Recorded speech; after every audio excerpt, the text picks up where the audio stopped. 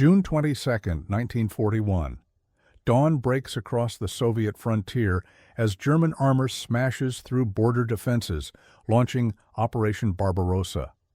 Within hours, the largest invasion force in human history is racing toward Moscow, Leningrad, and the industrial heartland that powers Stalin's war machine. In factory cities across western Russia, the morning shift arrives to find their world collapsing around them. The Tula Arms Works, 300 kilometers south of Moscow, has manufactured rifles for the Russian military since the reign of Catherine the Great. Chief Engineer Mikhail Petrov watches black smoke rise on the horizon as German panzers advance through the countryside. Behind him, massive steam hammers pound red-hot steel into rifle barrels while workers frantically increase production quotas. But Petrov knows a terrifying truth that few dare speak aloud. These factories won't survive another month. Stalin's industrial empire stretches across the European plains like a spider's web. Enormous steel mills in Ukraine, aircraft factories in Leningrad, tank plants outside Moscow, chemical works along the Volga. Together, they produce the weapons, ammunition, and equipment that keep 20 million Soviet soldiers fighting. Yet almost every critical facility sits within 500 kilometers of the advancing German front. The mathematics are brutally simple. German mechanized divisions advance 50 kilometers per day across open terrain. Soviet factories require months or years to relocate heavy machinery using conventional methods. At current rates, the Wehrmacht will overrun 70% of Soviet industrial capacity before Christmas. But in a secret meeting room beneath the Kremlin, a desperate plan takes shape that will reshape the very geography of warfare. Deputy Premier Nikolai Voznesensky spreads maps across a conference table as senior engineers and military planners gather around. The proposal seems impossible. Move entire factories piece by piece across 1,000 kilometers of wilderness. Transport million-ton steel mills, aircraft assembly lines, and chemical processing equipment to remote cities beyond the Ural Mountains. Complete the evacuation before German forces can intercept the convoys. The scale defies comprehension. 1,500 complete industrial facilities, 6 million tons of machinery, 1.5 million railroad cars loaded with equipment, raw materials, and personnel. An industrial migration larger than anything attempted in human history, compressed into 6 months of winter warfare. Engineer Pavel Rychagov raises the obvious objection. Soviet heavy industry depends on infrastructure that took decades to construct. Specialized rail lines carry raw materials between interconnected facilities. Purpose-built power stations supply electricity at precise voltages. Custom foundries produce components that exist nowhere else on Earth. Moving a single steel mill requires dismantling not just the machinery, but the entire industrial ecosystem that supports it. Voznesensky's response chills the room. German forces will capture or destroy every Western factory within 90 days. The choice isn't between keeping the current system or relocating it. The choice is between industrial evacuation or industrial extinction. The human cost promises to be staggering. Each relocated factory employs thousands of skilled workers who must abandon their homes, their communities, their entire lives to follow the machinery eastward. Families will board cattle cars bound for Siberian wilderness where temperatures drop to 40 degrees below zero. Children will leave school forever to work 12-hour shifts in hastily constructed assembly halls. Entire cities will empty overnight as their economic foundation disappears onto railroad flat cars. Yet Soviet engineers accept the mission with grim determination. They understand that failure means more than military defeat. It means the complete collapse of their nation's ability to resist occupation. The evacuation begins within days of the German invasion, starting with the most vulnerable facilities closest to the front lines. Factory directors receive coded telegrams with identical instructions. Halt normal production immediately. Begin dismantling primary machinery. Prepare personnel for immediate departure. Destination information will follow. At the Kirov tractor plant in Leningrad, shift supervisor Anna Koroleva watches workers disconnect massive assembly line conveyor belts that stretch across football field-sized factory floors. Each belt segment weighs several tons and requires specialized lifting equipment to remove safely. The factory's largest machines, steam presses capable of shaping tank armor, present even greater challenges. Built directly into reinforced concrete foundations, they were never designed for relocation. Soviet engineers devise ingenious solutions using whatever materials they can requisition. Wooden scaffolding supports machinery during disassembly. Truck axles become improvised rollers for moving equipment too heavy for normal transport. Railroad maintenance crews work around the clock to strengthen bridges and expand loading platforms for oversized cargo. The human logistics prove equally complex. Skilled machinists, electrical technicians, and quality control specialists represent irreplaceable knowledge that took years to develop. Their expertise cannot be separated from the physical machinery they operate. Losing either the equipment or the personnel would cripple reconstruction efforts in the Eastern Territories. Factory managers face impossible decisions about what to save and what to abandon. Complete evacuation would take months longer than German advance schedules allow. Partial evacuation risks leaving behind critical components that render the remaining machinery useless. Every choice carries consequences, measured in thousands of lives and millions of rubles in military. Production capacity. The railroad system becomes the backbone of the entire operation. Soviet freight trains, designed for peacetime cargo loads, must carry machinery weighing far beyond normal specifications. Locomotive engineers push steam engines to maximum capacity while navigating rail lines damaged by German bombing raids. Signal systems break down under unprecedented traffic volumes as evacuation trains compete with military supply convoys for track access. As German forces tighten their grip around industrial centers, the evacuation accelerates into controlled chaos. Factory workers dismantle equipment during daytime hours while loading crews prepare railroad cars through the night. The sound of riveting guns and cutting torches echoes across empty production floors as decades of industrial construction reverses in a matter of weeks. The eastbound journey transforms entire populations into industrial nomads, following their relocated workplaces into an uncertain future beyond the Ural Mountains. The journey eastward reveals the true scale of Soviet ambition. Freight cars designed to carry grain and timber now groan under the weight of industrial machinery that should never leave its concrete foundations. At switching yards along the Trans-Siberian Railway, railroad crews witness cargo that defies logic. Blast furnaces, still radiating heat from their final pour, hydraulic presses requiring entire flat-car trains, and precision tooling wrapped in canvas like ancient artifacts fleeing a burning library.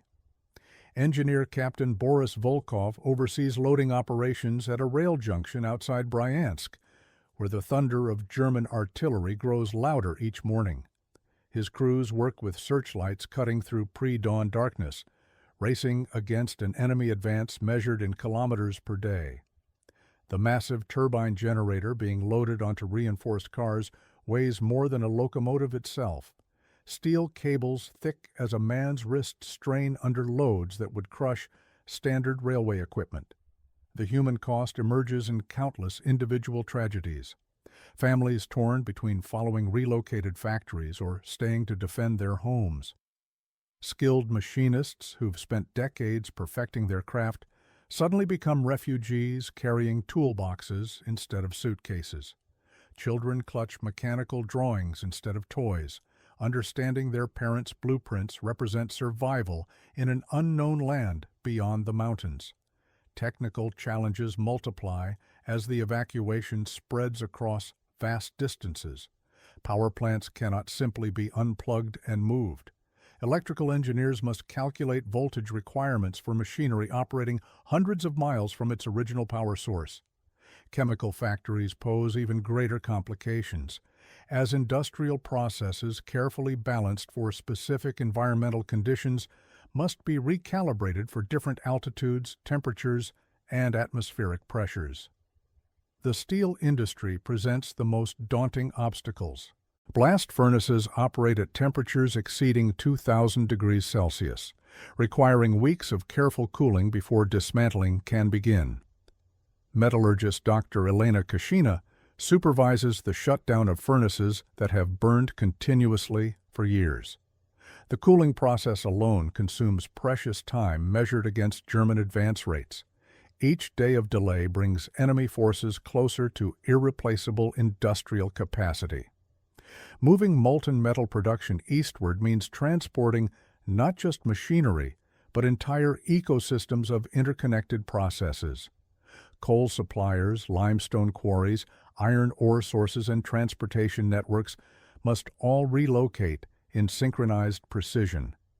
Raw materials stockpiled near Western factories become worthless if the processing equipment moves beyond rail connection range. The Ural Mountains emerge as the destination for this industrial exodus. Geographic barriers that once isolated Siberian resources now provide protection from German bombers. Ancient peaks that witnessed Mongol invasions will soon shelter the relocated heart of Soviet manufacturing. Cities like Magnitogorsk, Chelyabinsk, and Sverdlovsk prepare to absorb populations and industries beyond their wildest pre-war expansion plans. Construction begins before the factories arrive. Concrete foundations pour simultaneously with machinery dismantlement operations hundreds of miles away. Soviet planners gamble on precise coordination between destruction in the west and reconstruction in the east. Building materials compete with industrial equipment for limited rail transport capacity. Cement mixers share freight cars with milling machines in combinations that would seem impossible during peacetime logistics. Weather becomes an additional enemy. The approaching Russian winter threatens both loaded railroad cars and exposed machinery. Lubricants freeze in hydraulic systems while metal components contract and crack under temperature extremes.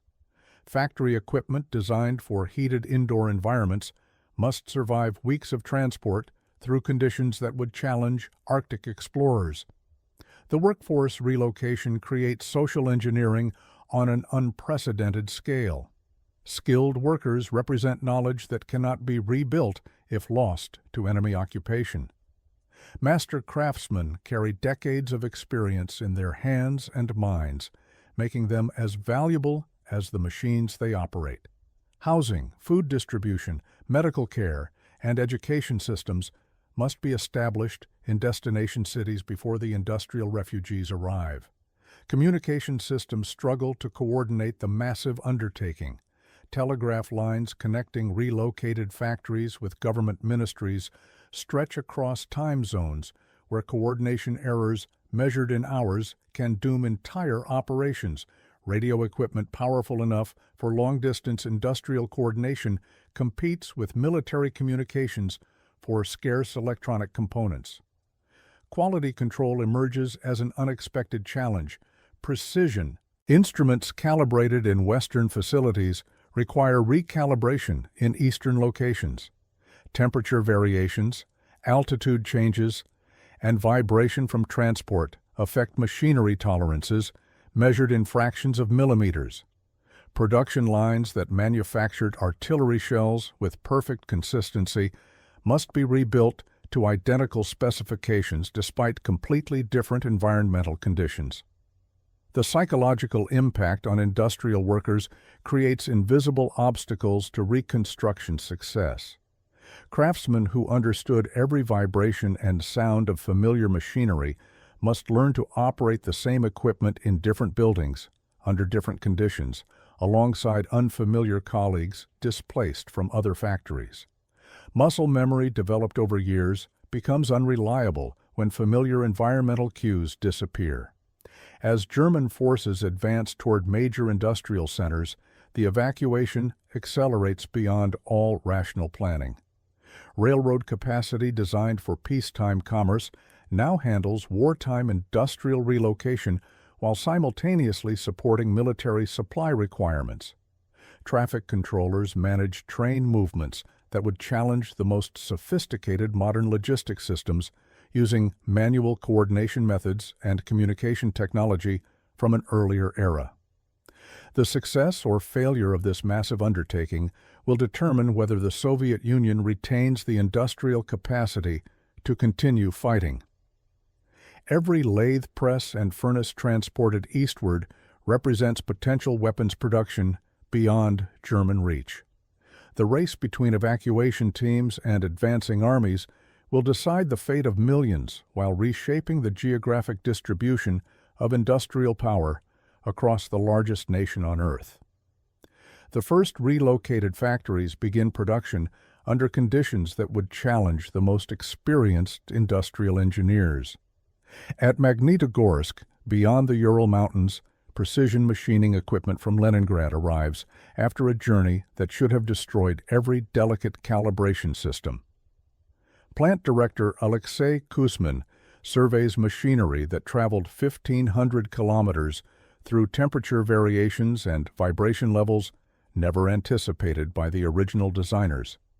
The challenge facing his teams extends far beyond simply reconnecting power cables and pneumatic lines.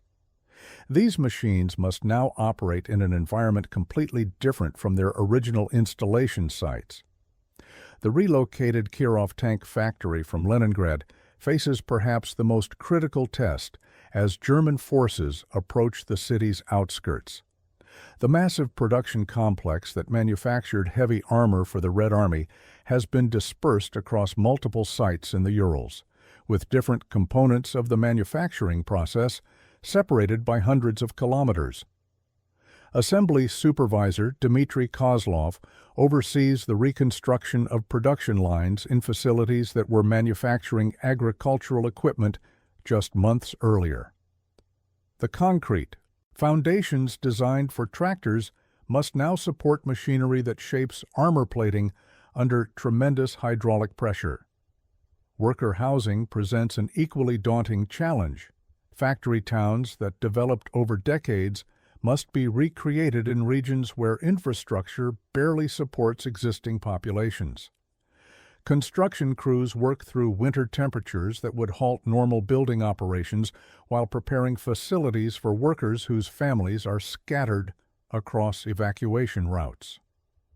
The social fabric that held these industrial communities together faces complete reconstruction under wartime pressure. The testing phase for relocated production capabilities begins under circumstances that make quality control nearly impossible. At the Chelyabinsk tractor plant, now designated for tank production, metallurgical engineer Pavel Romanov must verify steel quality standards using equipment calibrated for different atmospheric conditions and mineral content in the local water supply. Chemical composition analysis that relied on familiar laboratory environments now produces readings that vary from established baselines. The margin for error in armor production leaves no room for uncertainty about material specifications. Temperature variations between Western Russia and Siberian locations affect everything from metal expansion coefficients to lubricant viscosity in precision machinery. Production supervisors discover that cutting tools require completely different operating parameters, while hydraulic systems demand pressure adjustments that challenge existing technical documentation. The accumulated knowledge of decades of manufacturing experience becomes unreliable when environmental factors change beyond anticipated ranges. Assembly line supervisor Maria Volkonsky oversees aircraft engine production at a relocated facility near Kuibyshev, where workers must adapt to altitude differences that affect both human performance and mechanical operations. The precision required for engine components demands environmental stability that temporary buildings cannot provide. Dust filtration systems designed for European industrial zones fail to handle the different atmospheric conditions found east of the Urals, while ventilation equipment struggles with temperature extremes that exceed original design specifications. The first combat test of relocated production comes during the defense of Moscow in December 1941. Tank crews operating T-34s manufactured at hastily relocated facilities provide crucial feedback about quality control under battlefield conditions. Lieutenant Colonel Andrei Petrov reports transmission problems that trace back to metallurgical issues during the evacuation period, when quality testing procedures operated under severe time constraints. The feedback loop between frontline performance and factory production, which normally develops over months of peacetime manufacturing, must now function under wartime urgency. Field. Maintenance crews discover that equipment produced during the initial months of factory relocation requires more frequent service intervals due to variations in manufacturing tolerances. Master Sergeant Viktor Medvedev maintains aircraft engines that show signs of accelerated wear patterns traced to temporary production conditions when relocated facilities operated without full environmental control systems. The practical impact of industrial evacuation becomes measurable in combat reliability statistics that directly affect military operations. Artillery units receive weapons manufactured at the relocated Tula Arms Works under conditions that would never be acceptable during peacetime production. Battery Commander Captain Nikolai Orlov oversees field testing of howitzers that completed final assembly in facilities still under construction. The firing accuracy meets military specifications, but maintenance requirements increase due to subtle variations in machining tolerances that accumulated during the emergency relocation period. Each weapon represents a victory of industrial determination over seemingly impossible logistical challenges. The success of relocated aircraft production becomes evident during the Battle of Stalingrad, where Soviet fighters manufactured at evacuated facilities beyond German reach begin appearing in increasing numbers.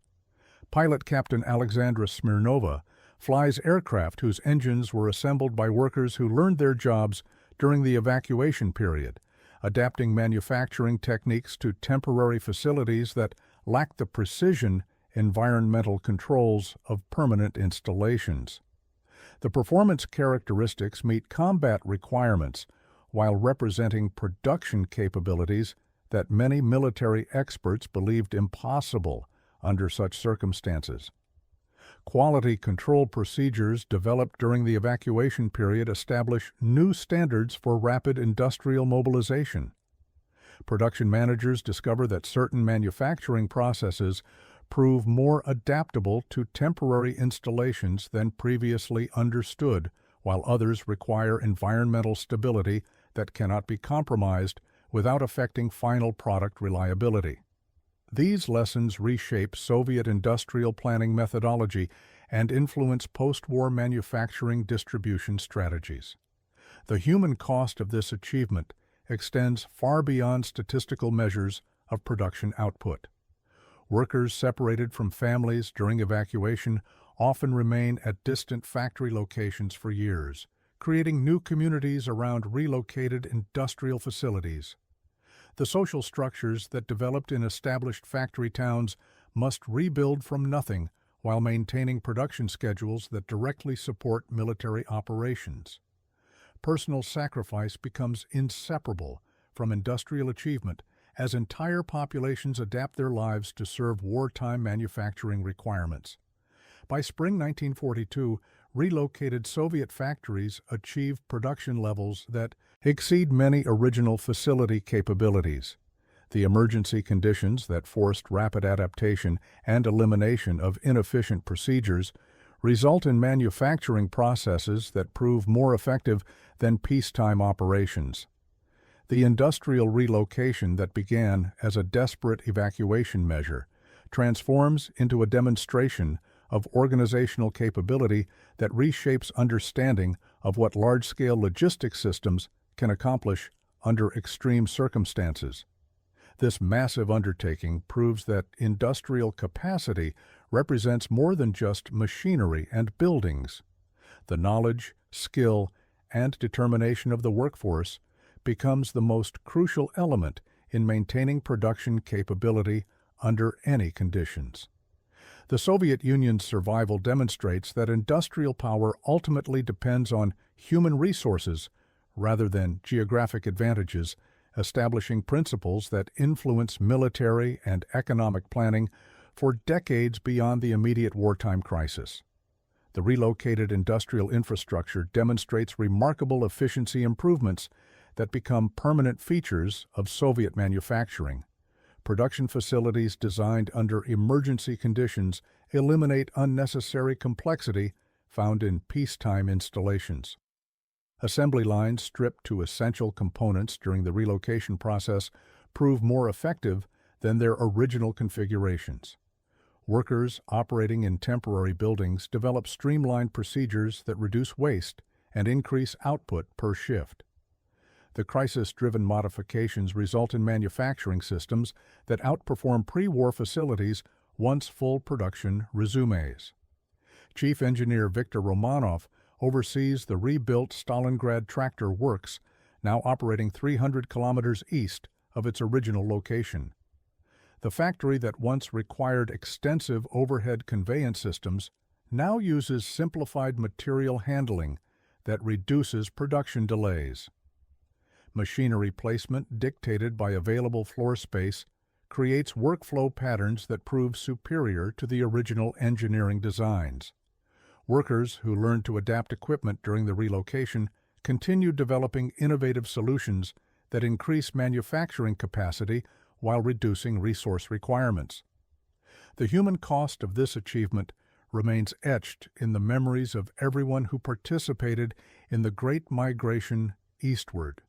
Families separated during the evacuation process face months of uncertainty as communication systems struggle to track displaced populations across thousands of kilometers.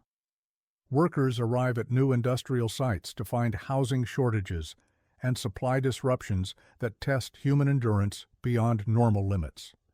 The successful restart of production depends as much on community resilience as engineering expertise. At relocated facilities across the Urals and Siberia, industrial communities emerge that combine technical knowledge from established manufacturing centers with local resources and adaptation strategies. The mixture of experienced workers from Western cities with regional populations creates cultural exchanges that influence Soviet industrial development for decades. Engineering solutions developed under extreme time pressure established new approaches to manufacturing that spread throughout the broader industrial system. The organizational methods developed during the relocation reshape Soviet logistics capabilities far beyond wartime requirements. Transportation coordinators, who managed the movement of entire factories, develop expertise in large-scale cargo handling that transforms peacetime freight operations.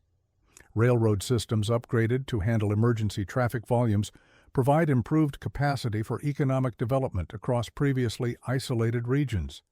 Communication networks established to coordinate the industrial migration become foundations for expanded administrative control over vast geographic areas. International observers struggle to comprehend the scale of what Soviet engineers accomplished during those desperate months. Western intelligence estimates suggested that the loss of major industrial centers would eliminate Soviet resistance within weeks. The successful relocation and restart of manufacturing capability forces military planners worldwide to reconsider assumptions about industrial vulnerability and geographic strategic advantages. The demonstration that complex manufacturing systems can be rapidly relocated influences defensive planning throughout the Cold War period. Modern supply chain disruptions reveal the continued relevance of lessons learned during the Soviet industrial evacuation. When natural disasters or political conflicts threaten manufacturing regions, contemporary businesses study the methods used to relocate entire production systems under extreme time pressure. The principles of rapid disassembly, protective packaging, and systematic reconstruction developed during the wartime crisis provide guidance for companies facing similar challenges in the global economy. Technology companies relocating data centers and manufacturing facilities apply organizational strategies pioneered by Soviet engineers under far more difficult conditions. The coordination methods used to synchronize transportation, personnel movement, and equipment installation remain relevant despite advances in communication and logistics technology. The fundamental challenge of maintaining operational capability while changing geographic location requires the same attention to systematic planning and human factors that determined success or failure during the Great Eastward Migration. Military logistics planners continue studying the Soviet industrial relocation as an example of large-scale organizational capability under extreme stress. The ability to move and restart complex manufacturing systems influences strategic planning for scenarios involving infrastructure attacks or regional conflicts. Defense contractors design portable manufacturing systems based on principles learned from the experience of relocating fixed industrial installations under enemy pressure. The wartime achievement demonstrates that industrial capacity represents a more flexible strategic asset than traditional military thinking acknowledged. Emergency management organizations apply lessons from the Soviet experience when planning responses to natural disasters or other crises that threaten critical infrastructure. The methods used to prioritize equipment for evacuation, organize transportation resources, and coordinate reconstruction efforts provide tested frameworks for contemporary emergency response. The successful preservation of industrial capability under impossible conditions offers hope for maintaining essential services during modern crisis scenarios. The environmental implications of the industrial relocation create lasting changes to the geographic distribution of manufacturing pollution and resource consumption across the Soviet Union. Remote regions that previously supported only agricultural or extractive industries suddenly host heavy manufacturing facilities with substantial environmental impacts. Rivers and air quality in areas beyond the Urals reflect the permanent presence of industrial activities that were never part of regional development planning. The emergency relocation decisions of 1941 influence environmental conditions for generations. Urban development patterns across Siberia and Central Asia show the continuing influence of wartime industrial placement decisions. Cities that emerged around relocated factories grow into major population centers with economic foundations completely different from their pre-war characteristics. Transportation networks developed to support the emergency relocation become permanent infrastructure that shapes regional development throughout the Soviet period and beyond. The industrial geography created by military necessity becomes a permanent feature of Russian economic structure. The technological innovations developed during the relocation process influence manufacturing methods far beyond their original applications. Modular equipment designs created to facilitate rapid disassembly and transport lead to more flexible manufacturing systems that can adapt to changing production requirements. Quality control methods developed to verify equipment functionality after relocation improve overall manufacturing reliability. The crisis-driven emphasis on essential functions versus aesthetic considerations influences Soviet industrial design philosophy for decades. Educational institutions relocate alongside manufacturing facilities, creating technical training programs that combine theoretical knowledge with hands-on experience in industrial adaptation. Engineering schools that restart operations at new locations develop curricula emphasizing practical problem-solving skills demonstrated during the Great Migration. Students who witness the successful relocation and restart of complex manufacturing systems graduate with confidence in their ability to overcome seemingly impossible technical challenges. The international reputation of Soviet engineering capability receives enormous enhancement from the successful industrial relocation.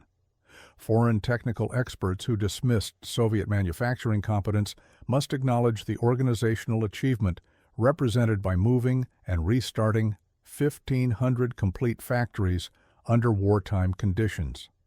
The demonstration of large-scale logistics capability influences international relations throughout the post-war period as other nations recognize Soviet organizational capacity extends far beyond military applications.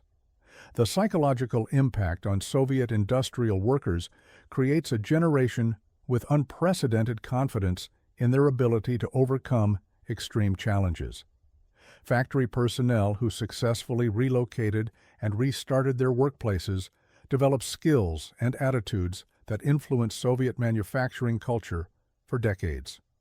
The shared experience of preserving industrial capability under impossible conditions creates social bonds and professional identity that shape labor relations throughout the Reconstruction period and beyond. This extraordinary achievement stands as testament to human capability when necessity demands the impossible. The relocation of an entire industrial civilization across 1,000 miles of hostile territory proves that organizational skill and determination can overcome obstacles that appear insurmountable. The Soviet engineers and workers who accomplished this feat demonstrate that the most sophisticated machinery means nothing without the human knowledge and will to make it function. Their success reminds us that in our age of global supply chains and just-in-time manufacturing, the most critical component of any industrial system remains the human capacity to adapt, organize, and persevere when everything else fails.